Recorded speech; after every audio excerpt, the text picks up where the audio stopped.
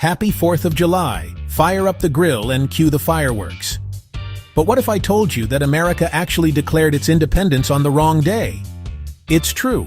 The Continental Congress officially voted to declare independence from Great Britain on July 2, 1776. John Adams, one of the founding fathers, was so sure July 2nd would be the massive national holiday that he wrote letters home predicting future generations would celebrate it with parades and bonfires. July 4th is just the date that the written document was formally approved. So technically, we've been throwing the party 2 days late for centuries. Speaking of American traditions, let's look at the flag.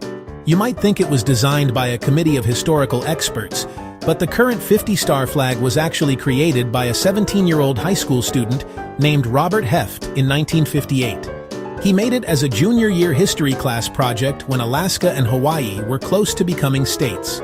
His teacher looked at it and gave him a B-, telling him it lacked originality. Heft jokingly challenged the grade, saying if the government accepted his design, the teacher had to change it. Heft mailed it to his congressman. President Eisenhower eventually picked it out of thousands of submissions, and yes, the teacher rightfully changed his grade to an A.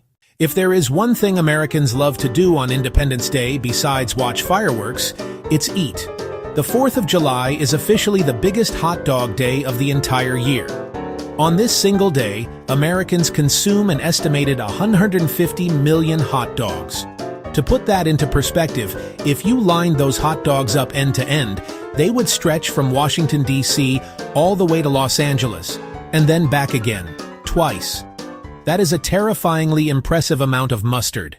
Now for a historical coincidence that sounds completely made up, but is 100% real. Thomas Jefferson and John Adams were bitter political rivals who eventually became close friends later in life. They were also the only two signers of the Declaration of Independence to ever become U.S. presidents. In an eerie twist of fate, both men passed away on the exact same day, July 4th, 1826.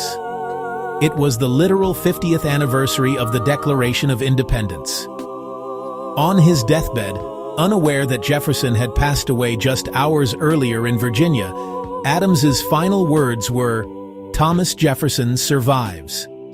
Geography and history love a poetic ending. You might think the United States is the only place celebrating American independence, but you'd be wrong. Every year, the largest 4th of July celebration outside of the U.S. takes place in Denmark. It's called the Rebuild Festival. In 1912, a group of Danish Americans bought a tract of beautiful hills in Denmark and gave it to the Danish government under one condition: that they celebrate American Independence Day there every year. Tens of thousands of Danish and American citizens gather there to picnic, sing the national anthems, and celebrate cross-country friendship. From teenage school projects to European parties, the 4th of July is a lot weirder than your history books let on. Which of these facts blew your mind the most? Did you know about the B- flag? Let me know in the comments below, hit that like button, and subscribe for more mind-blowing history and geography breakdowns. Have a safe holiday, and see ya!